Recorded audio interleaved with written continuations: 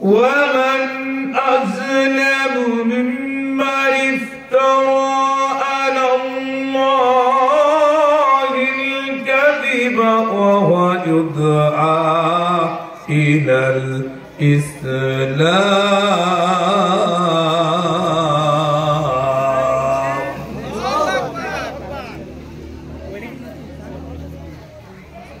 الله لا يهدي القوم الظالمون.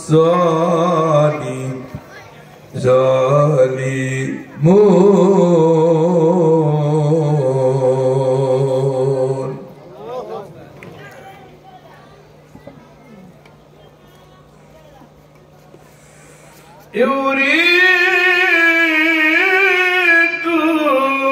ليطفئوا نور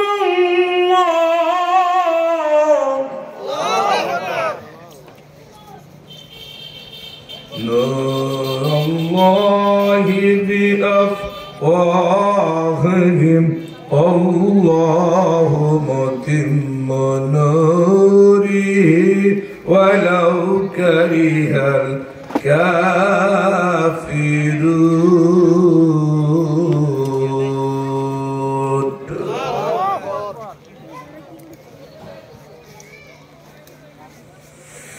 يريدون ليطفئوا نور الله بأفواههم والله متم نوره ولو كره الكافرون.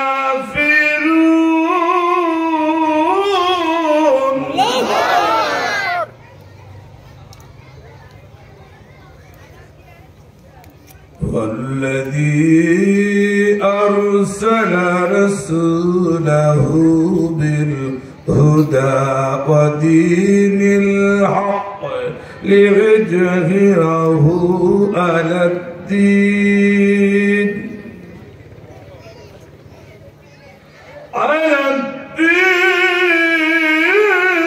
كله ولو كره المشركون.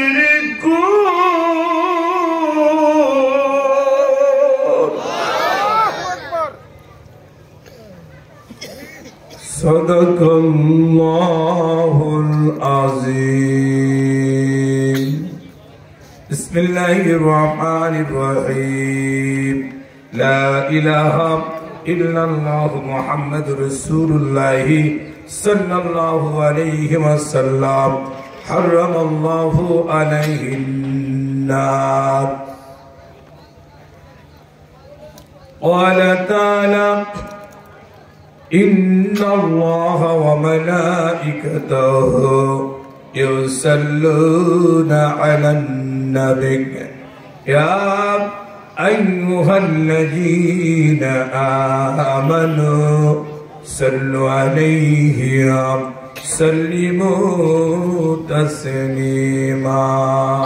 اللهم صل على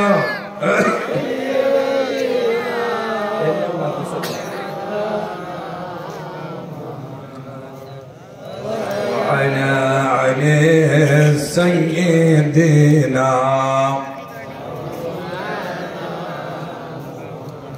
আমার মরণ আসিবে কখন কেউ তো জানে না। ঠিক আছে না? আমার মরণ আসিবে কখন কেউ তো জানে না। আমি মরে গেলে আমায় তোমরা হইলা যায় না। আমি মরে গেলে আমায় তোমরা হইলা যায় না। আমি চলে গেলে আমায় তোমরা হইলা যায় না। আমার মরণ আসিবে কখন কেউ তো জানে না। আল্লাহ হুম্মা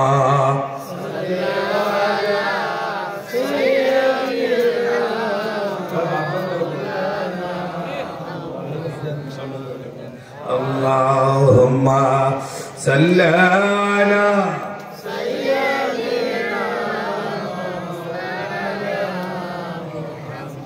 وعلى علي سيدنا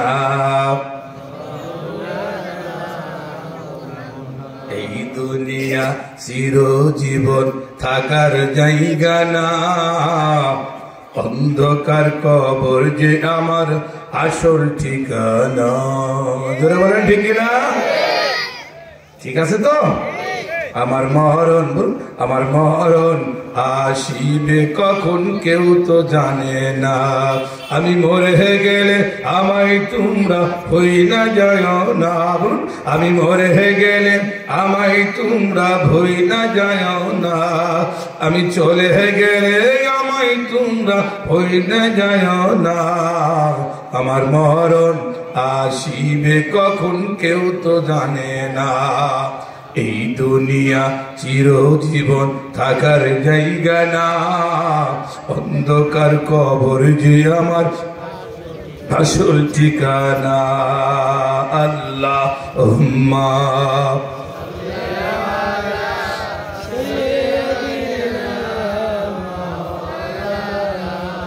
মুহাম্মদ ওয়া আলা আলি সাইয়্যিদিনা।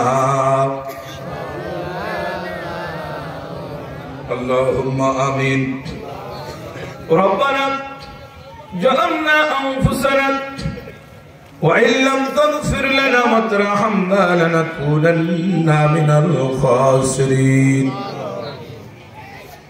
বদনাথপুর হাফিজিয়া মাদ্রাসা এতিমখানা অলিল্লাহ বোর্ডিং আল্লাহ 2 দিন ব্যাপী ঐতিহ্যবাহী তাফসীরুল কোরআন মাহফিলের সমাপনী দিন শেষ দিনে আল্লাহ আমরা উপস্থিত হয়েছি। দয়া করে মায়া করে যে হাতখানা পছন্দ হয় ওই হাতখানা উসিলা করে আল্লাহ জীবনের জানা অজানা গুনাহ মাফ করে দাও। রব্বুল আলামিন তুমি লক্ষ্য করে দেখো, মাথা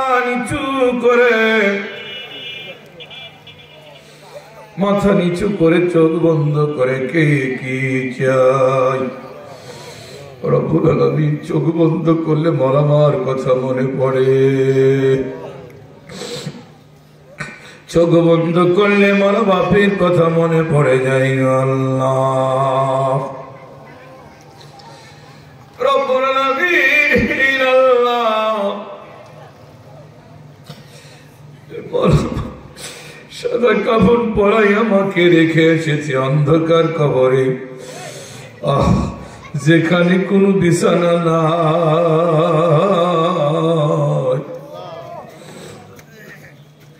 যেখানে কোনো সাথী নাই। চোখ বন্ধ করলে আল্লাহ ওই সারেকদিন হাত মাটির নিচের কবরের জানালা নাই, গুরু জানায় আল্লাহ ওই অন্ধকার কবরে কেমন করে ঘুমিয়ে রয়েছে আমাদের আব্বা আম্মা গুলো। আল্লাহ ওই আব্বা আম্মার কবরের আযাব কি মাফ করে দেওয়া যায় না? তুমি রহমান, তুমি রহিম, তুমি সাত্তার, তুমি গাফফার। আজকের এই কোরআনের মাহফিলে হাফিজিয়া মাদ্রাসা লিল্লাহ বোর্ডিং কর্তৃক আয়োজিত এই মাদ্রাসার যত ছাত্র রয়েছেন আল্লাহ, আজকের এই মাহফিলে যারা মেহমান হয়ে এসেছেন, আজকের মাহফিলে যারা সদস্য রয়েছে আল্লাহ, শ্রোতা রয়েছে আল্লাহ, আল্লাহ সকলের গুনার দিকে না তাকায়া তোমার রহমতের দিকে তাকায়া আল্লাহ সকলকে তুমি কবুল আর মঞ্জুর করে নাও। আল্লাহ পরিশেষে দোয়া করি আল্লাহ তুমি আমাদের সকলকে মাফ করে দাও। আল্লাহ আজকের এই মাহফিলে বিশেষ করে আল্লাহ এই হাফিজিয়া মাদ্রাসা আল্লাহ সর্বদিনাথপুরের প্রিয় মানুষগুলো যারা কবরবাসী হয়েছে তাদের কবরের আযাব তুমি মাফ করে দাও আল্লাহ। এই অত্র অঞ্চলেরই একজন সন্তান, কৃতি সন্তান, আমার নাতি ছেলে জনাব হযরত মাওলানা হাফেজ আবু নাঈম সিদ্দিকী, আল্লাহ আমার সফর সাথে প্রতিদিন আল্লাহ প্রতি রাত্রি কোরআনের মাহফিলে আমার সঙ্গে সফর হয়ে রত থাকে। আল্লাহ তুমি তাকে বড় আলেম বানিয়ে দাও, বড় হাফেজ বানিয়ে দাও। আল্লাহ আমাদের এখানে যারা কোরআনের মাহফিলে যখন শারীরিক সহযোগিতা যারা করে, আল্লাহ আজকের মাহফিলের সম্মানিত সভাপতি সহ যারা আছে সকলকে কবুল আর মঞ্জুর করে নাও। আমার স্যার মেহেরবানি করে আল্লাহ মাহফিল এবং এই মাদ্রাসার এতিমদেরকে নিয়ন্ত্রণ করেন। জনাব মোহাম্মদ নজরুল ইসলাম নাজ, আল্লাহ মেহেরবানি করে তুমি তার নেক হায়াত দারাজ করে দাও। তার আব্বা আম্মা দাদা দাদি নানা নানি দ্বারা কবরবাসী হয়েছে, আল্লাহ তাদের কবরের আযাব মাফ করে দাও। তার বাবার নামে একটি ট্রাস করেছেন, আল্লাহ মেহেরবানি করে তুমি কবুল আর মঞ্জুর করে নাও। সুবহান রাব্বিকা রাব্বিল ইজ্জাতি আম্মা ইয়াসিফুন, সালামুন আলাল মুরসালিন, আলহামদুলিল্লাহি রাব্বিল আলামিন। কালিমাতুন ওয়া লা ইলাহা ইল্লাল্লাহু মুহাম্মাদুর রাসূলুল্লাহ সাল্লাল্লাহু আলাইহি ওয়াসাল্লাম। মুআজ্জাজ মুহতারাম, একদিন ঐতিহ্য, 2 দিন ঐতিহ্যবাহী তাফসীরুল কোরআন মাহফিলের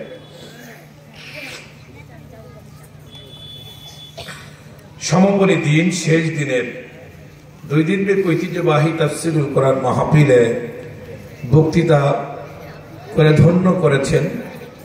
গতকাল প্রধান অতিথি হিসেবে যিনি উপস্থিত ছিলেন পীরজাদা খন্দকার গোলাম কাউসাইন, আরো প্রধান তাফসীর কারক হিসেবে উপস্থিত ছিলেন আন্তর্জাতিক খ্যাতিসম্পন্ন মুফাসসিরে কোরআন হযরত মাওলানা আবু জার গেফারি চুয়াডাঙ্গা। আরো আজকের এই কোরআনের আরো বিশেষ মেহমান হিসেবে আলোচনা করেছেন, সভাপতিত্ব করেছেন হাফেজ মাওলানা হাবিবুর রহমান সাহেব। আরো পরিচালনা করেছেন প্রকৌশলী ফজলে রাব্বি ভাই। আজকের এই মাহফিলের প্রধান অতিথি হিসাবে যিনি উপস্থিত থাকবেন আইবেন পীরজাদা মাওলানা মোহাম্মদ আবু তালহা, এবং আজকের এই কোরআনের মাহফিলে যিনি আমাদের মাঝে গুরুত্বপূর্ণ বয়ান নিয়ে পেশ করবেন প্রধান অতিথি হিসাবে, প্রধান তাফসীর কারক হিসাবে আন্তর্জাতিক খ্যাতি সম্পন্ন মুফাসসিরে কোরআন শখরে আদরুদ্দোলাল, কুষ্টিয়া জেলার ঐতিহ্য, কুষ্টিয়া জেলার গৌরব, আন্তর্জাতিক ইসলামিক চিন্তাবিদ, গবেষক, কোরআন ফাউন্ডেশনের সম্মানিত পরিচালক আলহাজ হযরত মাওলানা আল্লামা নাসির ইকবাল বিন শাফি, ঢাকা। উনি ঢাকাতে সেটেল, যদিও আমাদের কুষ্টিয়াতে তিনার জন্ম। ইনামুল হক একেএম ইনামুল হক শাফি সাহেবের সুযোগ্য বড় সন্তান। উনি এসে গেছেন আমাদের মাঝে। আজকের মাহফিলে যিনি সভাপতিত্ব করবেন, করার কথা ছিল, উনি ব্যক্তিগত বিশেষ কাজে উনি রওনা হয়ে গেছেন, প্রকৌশলী জনাব মোহাম্মদ নজরুল ইসলাম স্যার। তার পরিবর্তে আরেকজনকে ইনশাআল্লাহ আজিজ সভাপতির দায়িত্ব দিয়েছেন। আজকের এই মাহফিলের সম্মানিত পরিচালক জনাব হযরত মাওলানা হাবিবুর রহমান, আমার ছোট ভাই, এবং মঞ্চে বসা আপনাদের এলাকার খুব পরিচিত সকলের আপনজন, এই ইউনিয়নের অত্র ইউনিয়নের সুযোগ্য কাজী সাহেব, যেনাকে ডাকলেই খাবারও দেওয়া লাগে আবার পকেটে টাকাও দেওয়া লাগে, নাকি বলেন? হ্যাঁ, সে কাজী সাহেব আমাদের জনাব ফারুক সিদ্দিকী সাহেব, উনি আপনাদের এই কলেজে আছেন। আমরা দোয়া করি আল্লাহ পাক তার মনের আশা পূরণ করবেন, আমিন। ওনার আব্বার জানাজাতে আমি ছিলাম, উনিও একজন ভালো মানুষ ছিলেন। মঞ্চে বসে ওলামা হযরত এবং আমার জামাই বেটা জনাব কারি আরিফুল ইসলাম সহ সব নিয়ে যারা উপস্থিত রয়েছেন সকলের প্রতি আমার সালাম। আসসালামু আলাইকুম ওয়া রাহমাতুল্লাহি ওয়া বারাকাতুহু। আপনারা সবাই ভালো আছেন? আমিও আপনাদের দোয়াতে ভালো আছি। আমি তো আপনাদের মাঝেই থাকি, নাকি বলেন? বেশি দূর যাইনি, রাতে যেখানেই যাই দিনের বেলা আবার আপনাদের এখানেই এসে থাকি। আমি আপনাদের ইউনিয়নের পার্শ্ববর্তী এলাকায় আলীনগর আমার কর্মস্থল, আমি ওখানেই চাকরি করি। তো যেখানেই থাকি না কেন বেলা 9টা থেকে শুরু করে 4টি পর্যন্ত ওখানে ইনশাআল্লাহ দেখা হবে, ইনশাআল্লাহ। দূরে যেদিন প্রোগ্রাম থাকে আমি ছুটি নিয়ে আমি সেদিন চলে যাই, সবাই জানেন। তা আপনাদের খেদমতে আমি আসতে পেরে এবং আমি নিজেকে এই হাফিজিয়া মাদ্রাসা লিল্লাহ বোর্ডিংকে অন্য সারা বাংলাদেশের যত মাদ্রাসাগুলো মাহফিল হয় ম্যাক্সিমাম জায়গায় আমি তো খাটাখাটনি করি। কেন করি? টাকা পয়সা দিয়ে তো অত খাটাখাটনি করা যায় না, কিন্তু একটু ওয়াজ করে খাটাখাটনি করে যদি ওই মাদ্রাসার উপকার হয় এবং ওদিকে যদি একটি ছাত্র ভালোভাবে বের হয়ে আলেম হয়, ওইটাই আমার নাজাতের জারিয়া হবে। বলেছেন ঠিক কিনা? আপনাদের পার্শ্ববর্তী কাশীনাথপুর প্রোগ্রাম হয়, আলহামদুলিল্লাহ। আসলে মাঠের কারণে প্রোগ্রামটা করতে পারছে না, ওনারা খুব চেষ্টা করছেন। অনেক বড় প্রোগ্রাম হয়, পাশে আর একটা প্রোগ্রাম হয়ে গেল, ঝালদিয়াতে হয়েছে, এরকম সমস্ত জায়গায় প্রোগ্রাম হয়। সেই প্রোগ্রামগুলো এক পর্যায়ে, আর আজকে আমরা যেখানে বসেছি এই প্রোগ্রামটা একটু ব্যতিক্রম প্রোগ্রাম। বলে হুজুর ব্যতিক্রম মানে কি? আসলে তা না, এখানে হচ্ছে কোরআন এবং হাদিস শেখানো হয়। এখানে একটা প্রতিষ্ঠান আছে, যে প্রতিষ্ঠানে সুবহানাল্লাহ তাআলা প্রতিষ্ঠানটা টিকে থাকলে কোরআনের ময়দান টিকে থাকবে। ধরে বলেন ঠিক না? এখন আমি কোরআন জানিনি, হাদিস জানিনি, আমি একেবারে অনেক কিছু, তাই হবে নাকি? কোরআন এবং হাদিস জানতে হবে, তারপরে তর্কে দিতে হবে। ও মাদ্রাসাগুলো এমন একটি জায়গা, যে মাদ্রাসা সুবহানাল্লাহ তাআলা লেখাপড়া করলে সেখানে কোরআন শিখা দেয়। দেখেন, কোরআন শিখলে হাফেজ সাহেবরা শিখিয়েছেন, আর যারা মুখস্থ করে তারা এভাবে তুলতে থাকে, থাকে কিনা? থাকে না? বিসমিল্লাহির রহমানির রহিম, আলহামদুলিল্লাহি রাব্বিল আলামিন, আর রহমানির রহিম, মালিকি ইয়াউমিদ্দিন, ইয়াকা না'বুদু ওয়া ইয়াকা নাস্তাঈন। আচ্ছা, এভাবে স্থির ভাবে পড়া যেত না? আলহামদুলিল্লাহি রাব্বিল আলামিন, এভাবে পড়া যেত। এভাবে পড়তে গেলে 4-5 বছর না, 10 বছর 20 বছর সময় লাগে, তার 10 বছর সময় লাগে তার মুখস্থ করতে। কিন্তু ওনারা এভাবে দোলে, আর এই দোলার ভিতরে আল্লাহর রহমত নাযিল হয়। আল্লাহ পাকের 6666টি আয়াত তার মুখস্থ হয়ে থাকে ভিতরে, আল্লাহু আকবার গেঁথে দেয়। বলেন সুবহানাল্লাহ। এটা হচ্ছে খুদাই না? দেখেন না, ওই যেখানে সুন্দর করে কেটে কুটে সুন্দর করে লেখা হয়, ওটাকে তো যতই মোছার চেষ্টা করে না, মোছে না। এই জন্য কোরআন মাজিদ যখন বান্দারা এইভাবে হাফেজরা এইভাবে তেলাওয়াত করে, অন্তরের ভিতরে সমস্ত জায়গায় একেবারে দাগ কেটে একদম আটকে যায়। 6666টি আয়াত, 30টি পারা, 114টি সূরা। কত 114টি সূরা, 30টি পারা, 6666টি আয়াত। আহা, এক নাই দুই নাই, এই কোরআন আস্তে আস্তে করে আল্লাহ পাক রব্বুল আলামিন সুদীর্ঘ 23টি বছরে ধীর গতিতে আস্তে আস্তে করে ঘটনাক্রমে নাজিল হলো যে কোরআন। ওটা আমাদের সংবিধান, ওটা আমাদের জীবন বিধান। ওইটাই হচ্ছে আমার কোরআন, যেটা আমরা তেলাওয়াত করি সকল নামাজে। ধরে বলেন ঠিক কিনা? কমপ্লিট কোড অফ লাইফ, দি হোলি কোরআন, এটা আমাদের জীবন বিধান, এটা আমাদের চলার বিধান। এটাকে আল্লাহ, একটা কবিতা মুখস্থ করা বড় কষ্ট হয়, কিন্তু একটা বান্দা বিশাল একটি কোরআন সুবহানাল্লাহু তাআলা, এই কোরআনটা মুখস্থ করা এত সহজ না। মুখস্থ ওই ব্যক্তি করতে পারে যার ভিতরে আল্লাহর রহমত নাজিল হয়। আওয়াজ হয় না? জোরে বলেন আরেকবার। বলে জিহাদি কি একেবারে শেষ হয়ে গেছে? জিহাদি জোরে বলছেন, আমিও বলবো না, আমার নামই তো জিহাদি। জোরে কথা বলি তাই জিহাদি চিৎকার দিয়ে আমার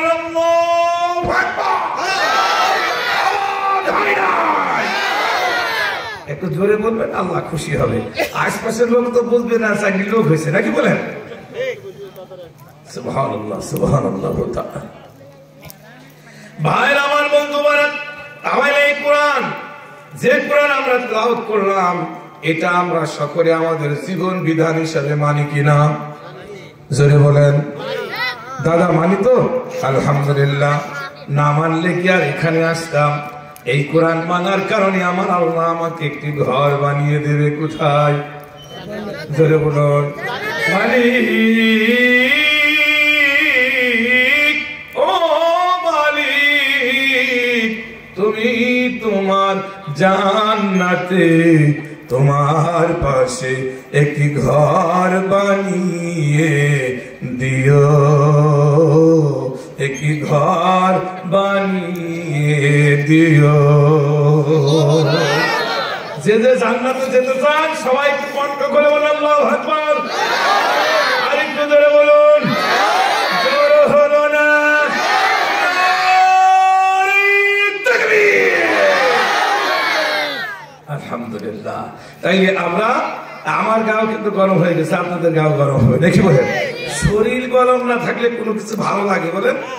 সারাটা দিন আজকে বাড়িতে একটু মাগরিবের সময় ঢুকছি, স্কুলের কাজ চলছিল, এরপরে এই বিল্ডিং এর কাজ সব শেষ করে যেতে যেতে আরো 2 শিফট পরীক্ষা কয়েকদিন নেওয়া হয় নাই, সবগুলো পরীক্ষা টরীক্ষা নিয়ে যেতে সন্ধ্যায়।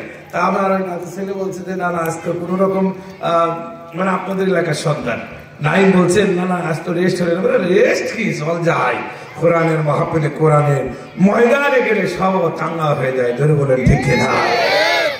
আর মুসলমান সুবহানাল্লাহ তাআলা, এই মুসলমান কখনো কাজ খাওয়া যাত না, ধরে বলেন ঠিক না? 54 বছরেও কাজ হয় নাই, যতদিন এখনো আর কাজ হওয়ার কয়টা না, নাকি বলেন ভাই? এইবার আপনাদের ক্ষেত্রে বলতে চাই, তাহলে এই সেই কোরআন, এটা আমাদের জীবন বিধান, এটা আমাদের মরণ বিধান। কিভাবে মরবো, কিভাবে আমরা বাঁচবো, কিভাবে চলবো, কিভাবে কি করব, সব কিছু বলে দিয়েছেন আস্তে আস্তে করে লাউহে মাহফুজ থেকে সুরক্ষিত ফলকের মাঝে আস্তে আস্তে করে আমার নবী, আমার নেতা, আপনার নেতা বিশ্ব নবী মুস্তাফা, সেই নবীর উপরে নাজিল হয়েছে এই কোরআন, ধরে বলেন ঠিক না?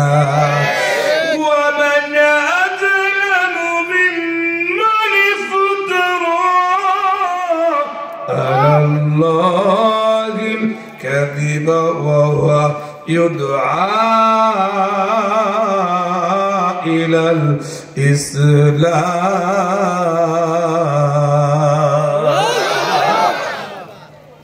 তার চাইতে বড় জালেম আর পৃথিবীতে কে বললেন? আল্লাহ বলছেন কোরআনের ভিতরে, ওমান আর কে আসলামা অধিক জালেম মিম্মা, ওই ব্যক্তি থেকে।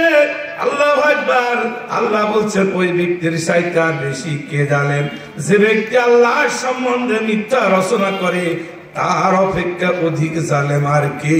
অথচ তাকে ইসলামের দিকে আহ্বান করা হয়, আর আল্লাহ জালেম সম্প্রদায়কে সৎ পথে পরিচালিত করে না।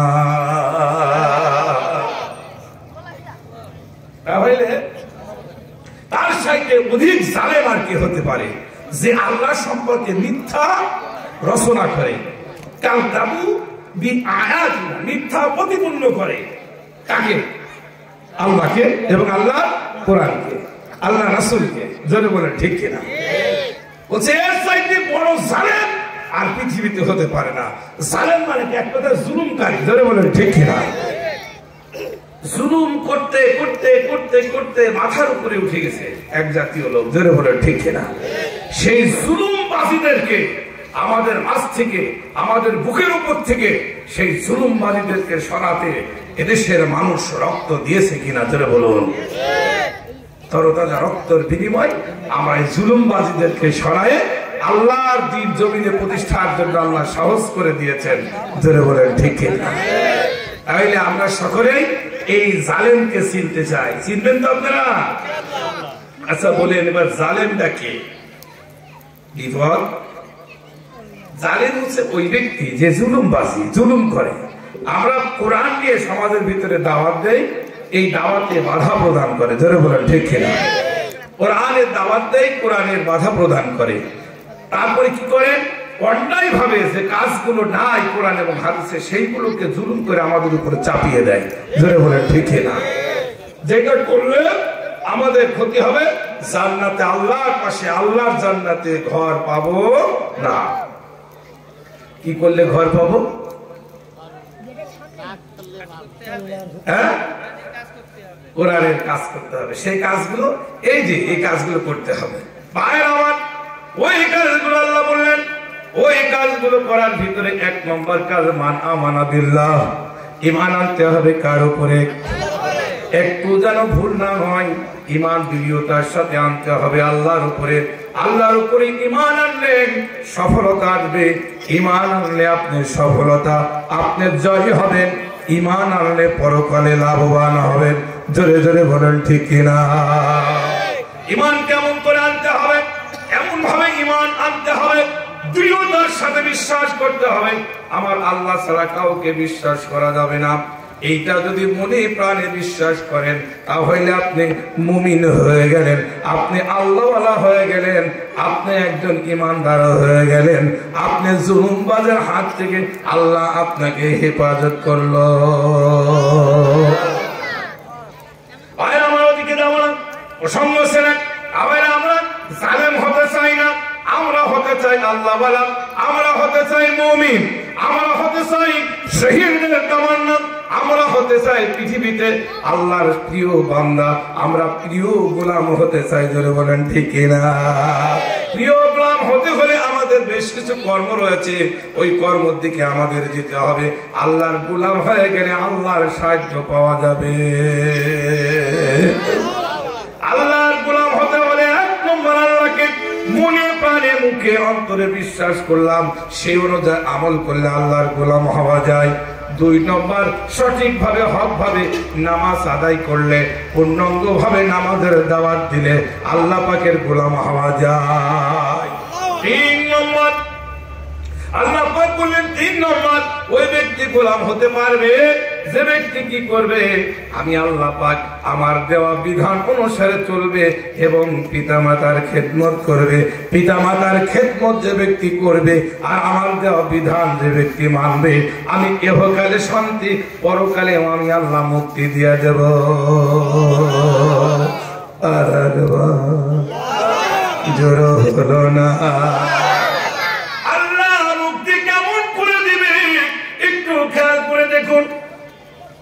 আল্লাহ মুক্তি তো দিবে কেমন করে? বলছেন যারা আমার গোলাম আমি আল্লাহ তাদেরকে মুক্তি দিয়ে দেব। আল্লাহর গোলাম হতে হলে আপনাকে কিছু কাজ করা লাগবে, সেটা কি বলুন না?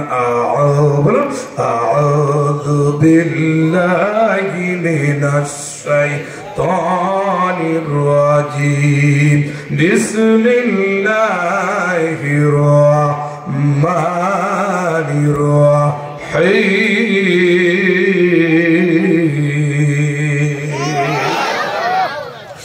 قل إن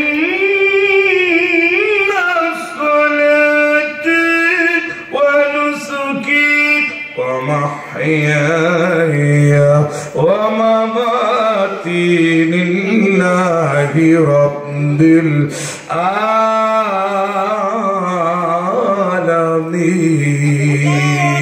العالمين। সেই কাজের ভিতরে ওই আল্লাহর প্রিয় গোলাম হতে হলে আপনাকে 1 নম্বর হতে হবে আমার সুবহানাল্লাহু তাআলা আমার নামাজ কার জন্য পড়তে হবে? আরেকবার বলেন, কার জন্য? আমার নামাজ পড়তে হবে আল্লাহর জন্য, আমার কুরবানিও করতে হবে আল্লাহর জন্য, আমার মরণ আর জীবন এটাও মরতে হবে আল্লাহর জন্য। জোরে বলেন ঠিক না? তাইলে নিত্য মরণ দিতে হবে, জীবন দিতে হবে। আমার জীবন বাঁচতে হলে, পূর্ণাঙ্গভাবে মুমিনি জিন্দেগিতে বাঁচতে হলে যুদ্ধ করেই বাঁচতে হবে। ধরে বলেন ঠিক কিনা? আগামীর দিন শুধুমাত্র দিন, আগামীর দেশ কোরআনের দেশ। কে কে চান মহান উম্মতকে হাত তুলে দেখা।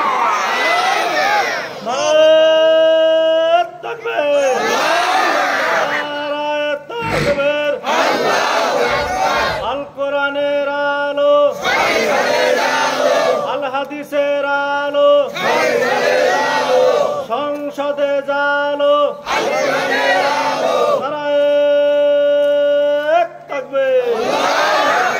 প্রিয় ভাই আমার, আল্লাহর গোলাম হতে হলে আমাদের এই কাজগুলো করা লাগবে। গোলাম কিন্তু আল্লাহ পাক যদি বান্দার গোলামের খাতায় নাম আমাদের লিখে দেয়, তাইলে আমাদেরকে আল্লাহ পাক আল্লাহর জান্নাতে আল্লাহর পাশেই আমাদের একটি ঘর বানিয়ে দেবে। ও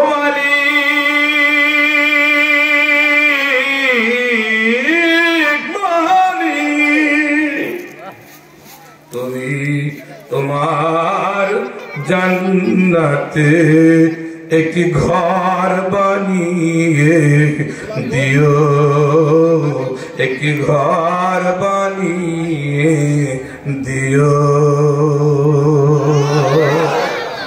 আমরা ঘর বানিয়ে নিতে হলে আমাদের কষ্ট করা লাগবে, ওই ঘরটা পেতে হলেও কষ্ট করা লাগবে।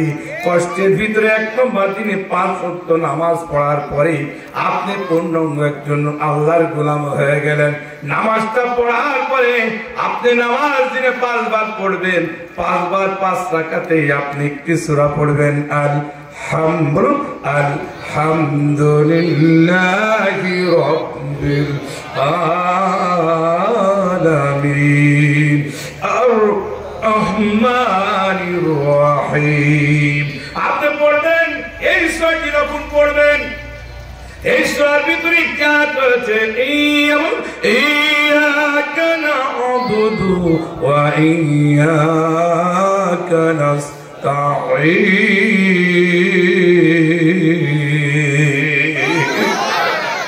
আমরা তোমার গোলাম, তোমার ইবাদত করি, আবার তোমার কাছে সাহায্য চাই, তোমার দাসত্ব করি, গোলামি করি, তোমার ইবাদত করি, বন্দেগী করি। আল্লাহ তোমার কাছে আবার সাহায্য চাই, পৃথিবীর কারোর কাছে সাহায্য চাই না, সাহায্য চাই কার কাছে?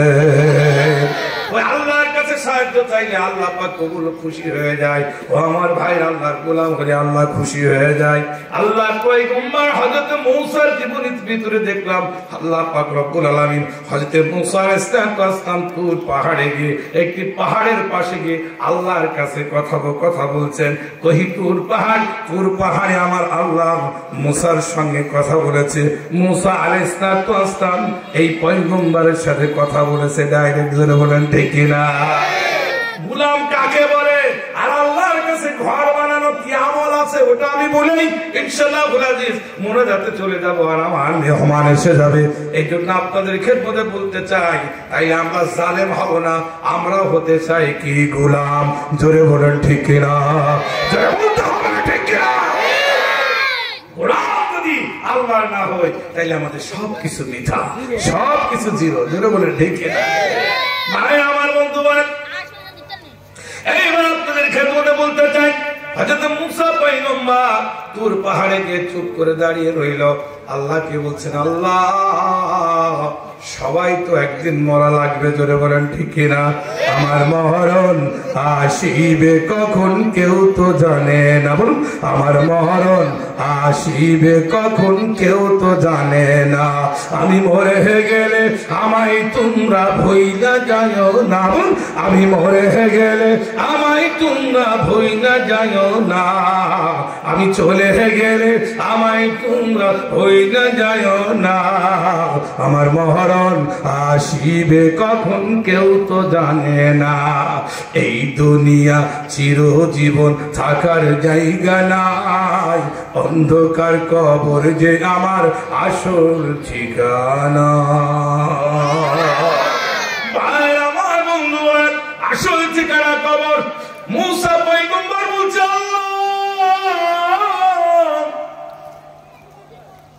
আমি আমার সঙ্গে যেভাবে তুমি কথা বলো তো আমার মাবুদ, এরকম কথা কোন পয়গম্বরের সাথে আপনি বলেননি।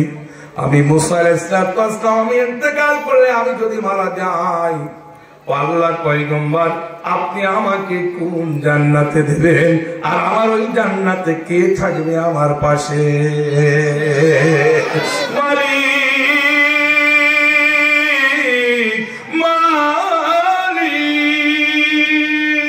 তুমি তোমার জান্নাতে তোমার পাশে একটি ঘর বানিয়ে দিও, একটি ঘর বানিয়ে দিও।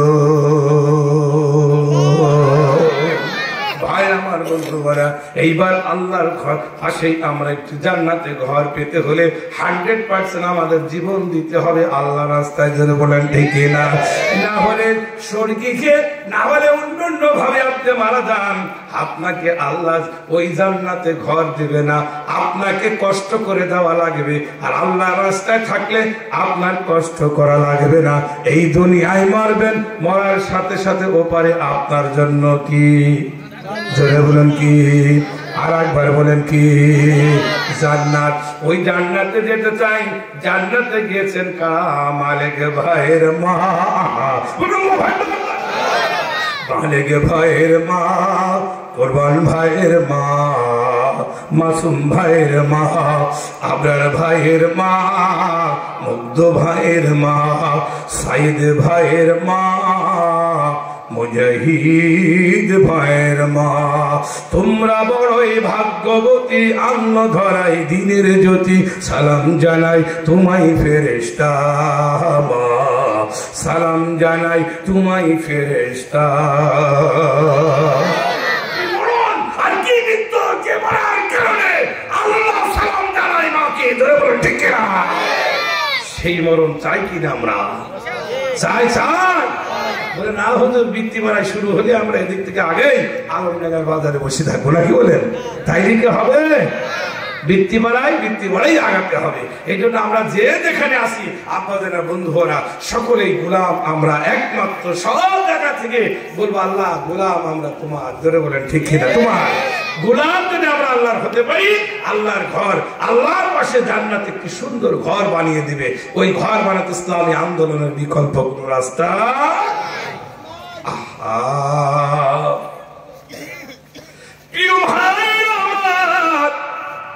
মুসা পয়গম্বর আল্লাহর কাছে সুবহানাল্লাহ তাআলা বলছেন, আল্লাহ আমি মারা গেলে আমার জান্নাতে তুমি তো উচ্চ মাকাম জান্নাত আমাকে দিবা, ওই জান্নাতে আমার সঙ্গে কে কে থাকবে? আল্লাহ বলছেন, আমার প্রিয় পয়গম্বর আমার, আমি তুমি ইন্তেকাল করলে তোমার ওই জান্নাতে তোমার পাশে আমি একজনকে রাখবো, তিনি আর কেউ না, তিনি একজন সাধারণ কসাই, গরু জবাই করা কসাই। এই তো বিপদ। আমার মতন ভালো হুজুর থাকবে, আপনার মতন হাজী সাহেব থাকবে, আরেকজন থাকবে, তো কসাই থাকছে কার কাছে? পয়গম্বরের সাথে। তাই বুঝতে হবে এই কসাই আমল একেবারে কমতি না, ধরে বলে ঠিক না? এই জন্য খালি জিহাদি হুজুর বড় আমল করে অমুক হুজুর তা না। আল্লাহ পাক জান্নাতে পয়গম্বরের সাথে একজন কসাইকেও রাখতে পারে। তাই কসার আমল একেবারে কমা না, ধরে বলেন ঠিক না? কি আমল? আল্লাহ আমি মেনে নিলাম, কিন্তু আমার পাশে যে কসাই থাকবে ওই কসাইকে আমি একটু দেখতে চাই। বলেন সুবহানাল্লাহ। আওয়াজ দিচ্ছেন না কেন? এত মানুষ, ধরে বলেন সুবহানাল্লাহ। বলেছে আমি জিহাদি, মানে ফাদারের ফ্রিডম ফাইটার, বীর মুক্তিযোদ্ধার সন্তান। আমি আমার বাবা যুদ্ধ করেছে, আমি কিন্তু যুদ্ধ করি না কোনো জায়গায়, আমি জোরে কথা বলি, তাই আমি জিহাদি। এই জন্য আমার সঙ্গে আপনারা একটু জোরে আজকের দিনে একটু কথা বলতে রাজি আছেন? জোরে বলেন আলহামদুলিল্লাহ। ভাই আমার এরপরে পয়গম্বর, আল্লাহর পয়গম্বর বলছেন, আল্লাহ তোমার কাছে বড় প্রার্থনা আমার, হা হা আল্লাহ আল্লাহ আল্লাহ আল্লাহ আমার সঙ্গে কসাই থাকবে, আমি কসাইটিকে দেখার জন্য আমার বড় শখ দেখেছে গো আল্লাহ। আল্লাহ বলছেন, মুসা আমি জানি, আমার মুসাকে যা বলা হয় আমার মুসাতে বাইনা ধরে। আর মুসারে তুমি টেনশন করো না, আমি আল্লাহ পাক সুন্দর ব্যবস্থা করেছি, তুমি কি দেখতে চাও? ওই বলছে, আল্লাহ আমি দেখতে চাই ওই কসাই কি আমল করেছে যার কারণে আল্লাহর জান্নাতে আল্লাহু আকবার আমার পাশে থাকবে। আমি ওই কসার আমল আর কসার চেহারাটা আমি দেখতে চাই।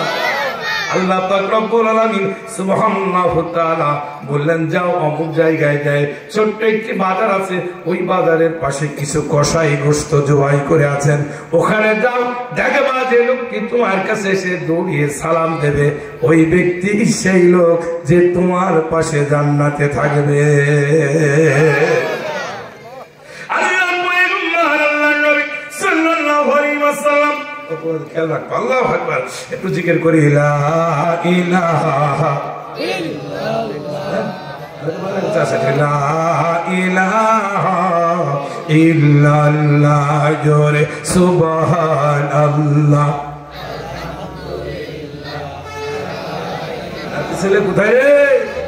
লা ইলাহা ইল্লাল্লাহ, লা ইলাহা ইল্লাল্লাহ, মুহাম্মাদুর রাসূলুল্লাহ। আল্লাহ আল্লাহ আল্লাহু লা ইলাহা ইল্লাল্লাহ। এত মানুষগুলোর আওয়াজ দিয়ে এত ছোট হয়ে থাকে, হবে তো জোর, লা ইলাহা ইল্লাল্লাহ সুবহানাল্লাহ আলহামদুলিল্লাহ লা ইলাহা ইল্লাল্লাহ লা ইলাহা ইল্লাল্লাহ লা ইল্লাল্লাহ লা ইলাহা ইল্লাল্লাহ লা ইলাহা ইল্লাল্লাহ আল্লাহ আল্লাহ আল্লাহু লা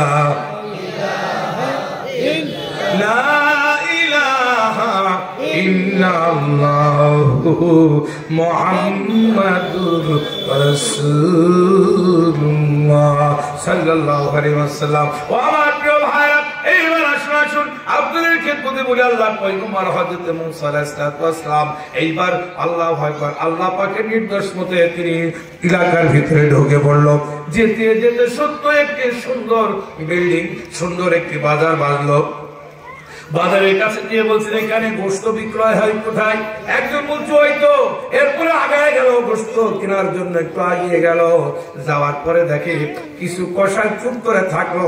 একজন কসাই এসে সালাম দিচ্ছে, আসসালামু আলাইকুম, হুজুর কয় কেজি গোশত নেবেন? জোরে বলেন না সুবহানাল্লাহ।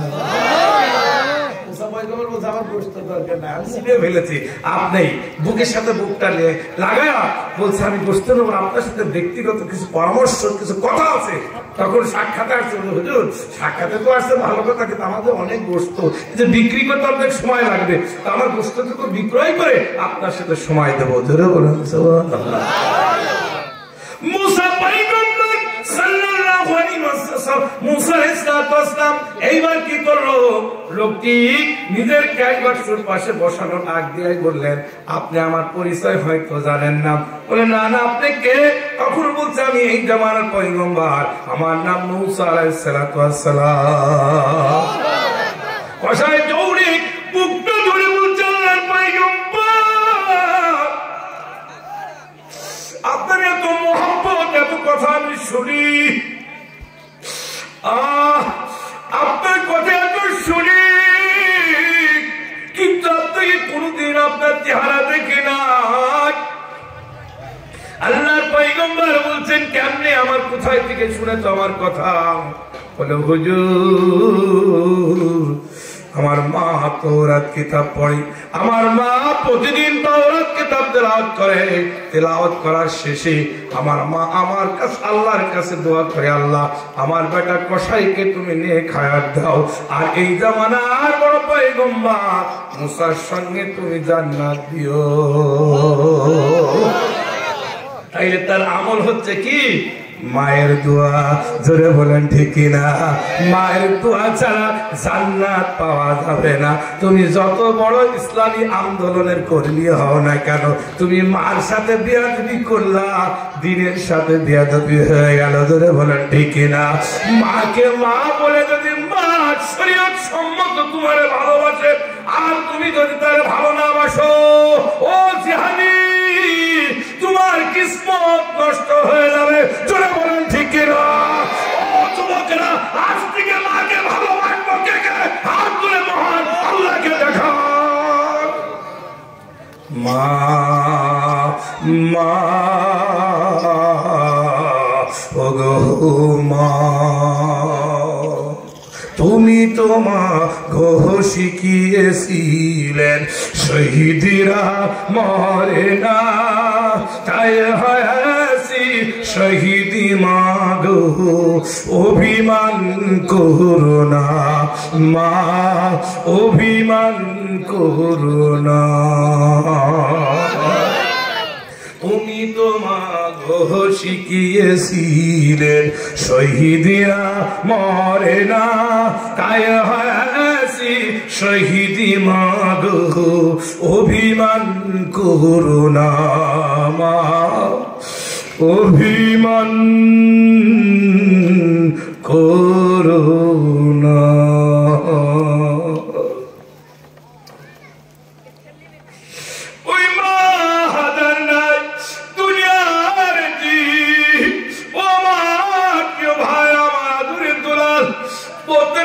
আমার প্রিয় ভাইরা, জাউদিয়ার প্রিয় ভাইরা, কাশীনাথপুরের প্রিয় ভাইরা, আস্তানা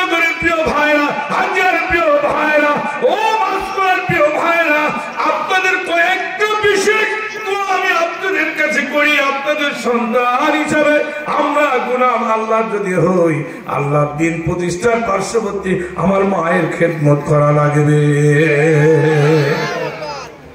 যদি করতে পারি আমি আপনি কামিয়াব হয়ে যাব, আমার জীবন ধন্য হয়ে যাবে। মুসা পয়গম্বর এরপরে আল্লাহ আকবার পরিচয় পাওয়ার পরে ক্যাশ বাক্সতে বসতে দিল। এইবার মুসা আলাইহিস সালাম ক্যাশে বসে পড়লেন। মুহূর্তের ভিতরে যেই দরবারে আল্লাহ পয়গম্বর বসে, যেই দোকানে আল্লাহ পয়গম্বর বসে, ওই দোকানে অবশ্যই আল্লাহর রহমত আসে। ধরে বলেন ঠিক না? আগের বার একখান ধরায় ক্যাশ বাক্সের ভিতরে যদি কি বলে ধোয়া ধোয়া ধোয়া দিয়ে ধরে রাখা হয়, তাহলে খুব রহমত পড়ে নাকি? এটি কি শিরক না বেদাত? এ তো কোনোদিন করি না, এ তো কোনোদিন বলিও না। আহা,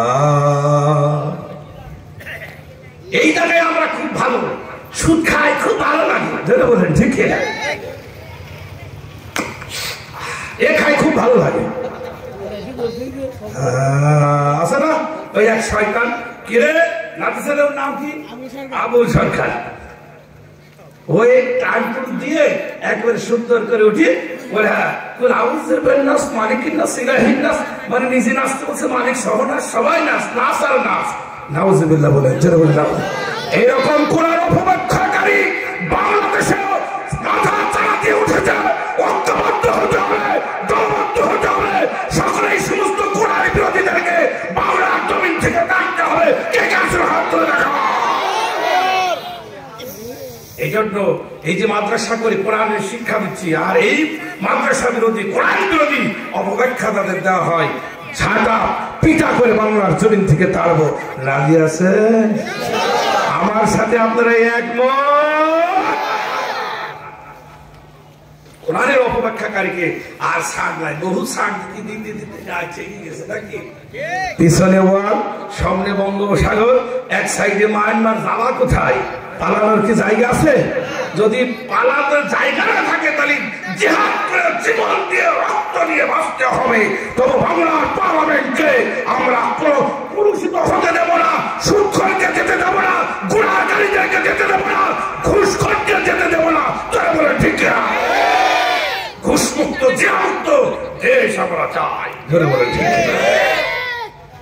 খেয়ে খেয়ে ওদের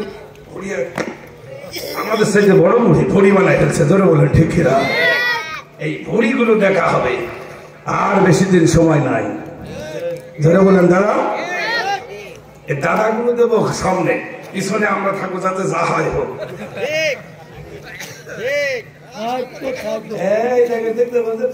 মানে তারা রাজি আছে। আপনারা পুরাতন, আপনাদের পুরাতন চাউলের কি দিতে বলে মাইক সার্ভিস খুব ভালো আছে, ঠিক আছে না? ভাই আমার শেষের দিকে এসে গেছে। এইবার মুসা পয়গম্বর সুবহানাল্লাহু তাআলা মুসা আলাইহিস সালাম এইবার মুহূর্তের ভিতরে গোশত বিক্রয় হয়ে গেল। পয়গম্বর বলছেন এইবার কি আমার সাথে কথা বলা যাবে? কসাই বলছে, হুজুর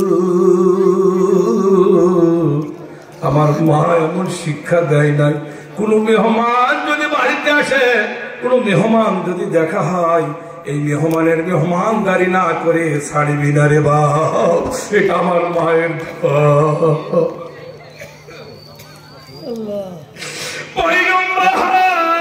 কিছু মনে না করে আল্লাহ নবী গো, আপনাকে আমি আমার বাড়িতে একটু দাওয়াত দিলাম, এই তো আমার পাশে, হুজুর আপনি কি যাবেন না? পয়গম্বর অগ্নি করে বুকের সাথে বুকটা লাগায় বলে, চলো আমি দাওয়াত কবুল করলাম, আপনার সঙ্গে আমি দীর্ঘদিন থাকবো, কিন্তু তিনি ভেদটা ভাঙেন না। জোরে বলেন ঠিক না? পয়গম্বর মুসা আলাইহিস সালাম লোকটির সাথে বাড়িতে গেলেন, হুজুরের কাছে অনুমতি নিয়ে বলেন, হুজুর বেশি সময় নেব না, আপনি একটু অপেক্ষা করুন, এখানে একটু বসুন, আমি আমার সামান্যতম একটু কাজ সেরেই হুজুর আপনার সঙ্গে আমার কথা হবে।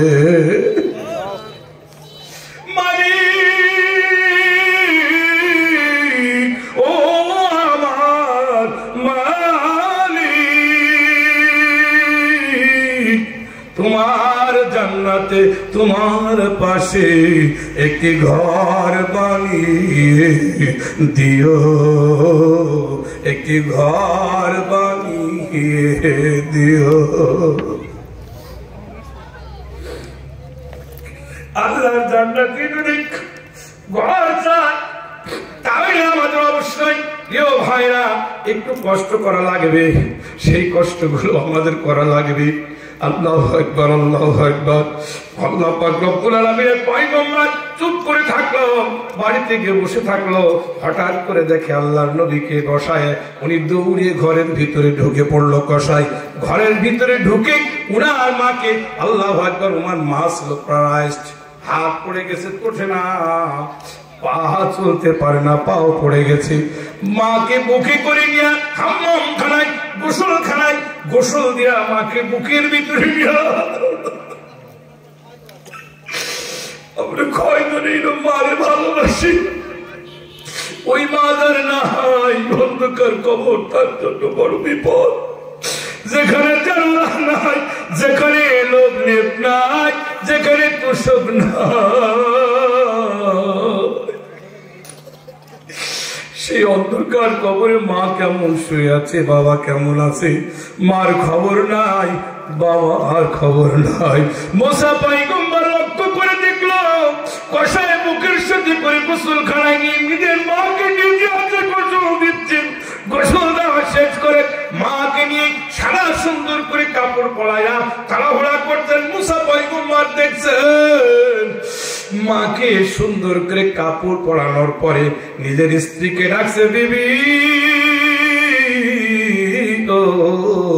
ও প্রাণের বিবি রে, একটু আয় আয় আয়। আমি সকালবেলা গরু জবাই করে, প্রথমে বিসমিল্লাহ আল্লাহর নামে গরু জবাই করে যে সামান্যতম গোশত বাড়িতে পাঠিয়েছি, এই গোশত কি আমার মায়ের জন্য রান্না হয়েছে?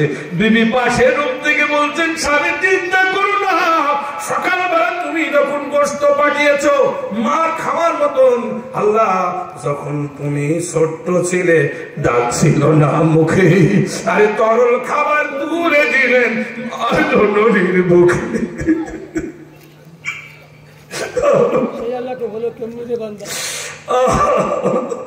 ওই মা যার নাই, মায়ের জন্য আমি আপনাদেরকে